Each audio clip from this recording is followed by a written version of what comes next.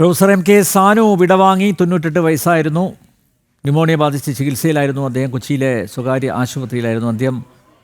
ഗോവ മുൻ governor PS Sreedharan Pillai ചേരുന്നു.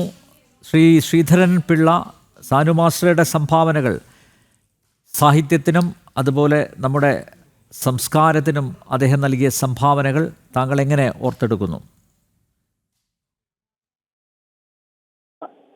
സാഹിത്യകാരൻ എന്ന് അദ്ദേഹത്തെ പറ്റി എല്ലാവർക്കും ഒരേ സ്ഥലത്തിൽ പറയാവുന്ന ഒരാളാണ്. പക്ഷെ അതിനൊക്കെ അപ്പുറത്ത് ഞാനുമായി വളരെ അടുപ്പമുണ്ടായിരുന്ന ആളാണ്. എൻ്റെ പുസ്തകങ്ങൾ പ്രകാശനം ചെയ്യാനും ഒക്കെ ഒട്ടേറെ തവണ എല്ലാ കാര്യങ്ങളും അദ്ദേഹത്തിന്റെ വീട്ടിൽ ഞാൻ പോകാറുണ്ടായിരുന്നു. അപ്പൊ അദ്ദേഹത്തെ സംബന്ധിച്ചിടത്തോളം ഒരു പൊതുപ്രവർത്തകൻ എന്ന അതിന്റെ സമഗ്രതയിൽ കാണുകയും അതിന്റെ ഭാഗമായി തീർന്നുകൊണ്ട് സമർപ്പിത ജീവിതം നയിക്കുകയും ചെയ്തതാണ്.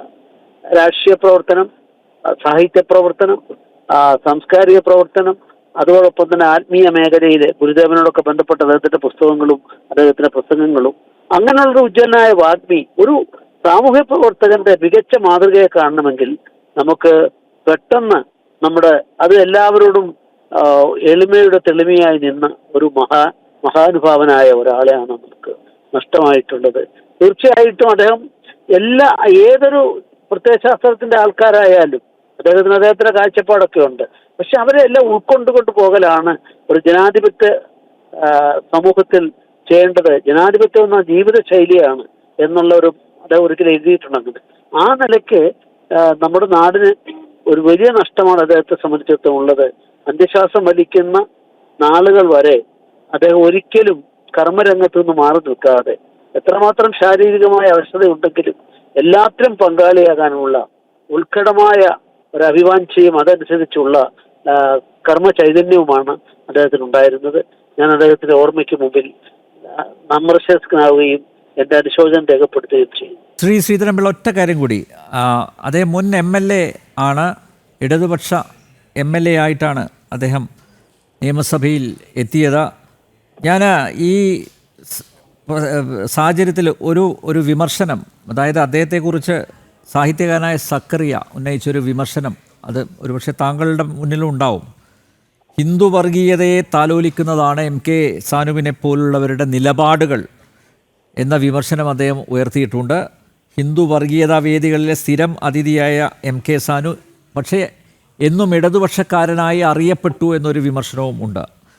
പൊതുവിൽ അദ്ദേഹത്തിന് എതിരെ ഉള്ള ഒരു ആക്ഷേപം, അതായത് പ്രത്യേകിച്ച് ഇടതുപക്ഷത്തിൻ്റെ ഓടൊപ്പം ആണ് അദ്ദേഹം സഞ്ചരിച്ചതെങ്കിലും ഇത്തരത്തിലുള്ള വിമർശനങ്ങൾ നേരിട്ടും എന്നും ഈ വേദികളിലൊക്കെ വളരെ സജീവ സാന്നിധ്യമായിരുന്നില്ലേ അദ്ദേഹം? അതായത് വിമർശനങ്ങൾ അദ്ദേഹത്തെ സംബന്ധിച്ചിടത്തോളം ഒന്നും ആയിരുന്നില്ല.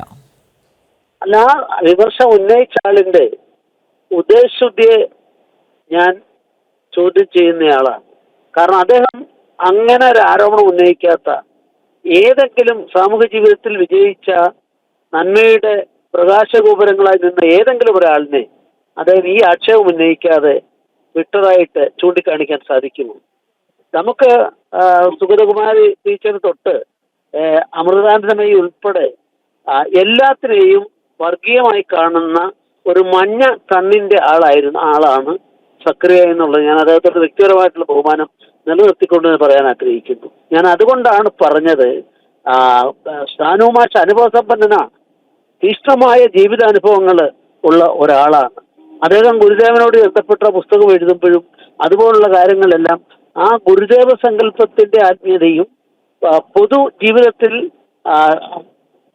ധർമ്മത്തിന്റെ അടിസ്ഥാനത്തിലുള്ള വീക്ഷണകോണുകളും ധർമ്മത്തെപ്പറ്റി ആര് മുന്നോട്ട് വെക്കുന്നോ, ധർമ്മം ഭാരതത്തിന്റെ ആത്മാവാണ്. ആ ധർമ്മത്തിന് വേണ്ടിയിട്ട് ആര് പറയുന്നു അവരെയെല്ലാം ചെളിവാരി എറിയുന്ന ഒരു രീതി ഉണ്ട്. ആ രീതിയിൽ അദ്ദേഹത്തെ അങ്ങനെ പറഞ്ഞത് ഒരിക്കലും അദ്ദേഹത്തോട് മാത്രമല്ല നമ്മുടെ സാമൂഹ്യ ജീവിതം മലർന്നു കടന്ന് തുപ്പുന്നത് തുല്യമാണെന്ന് ഞാൻ കരുതുകയാണ്. ഓക്കെ, വളരെയധികം നന്ദി ശ്രീധരൻപിള്ള പ്രതികരിച്ചതിന്.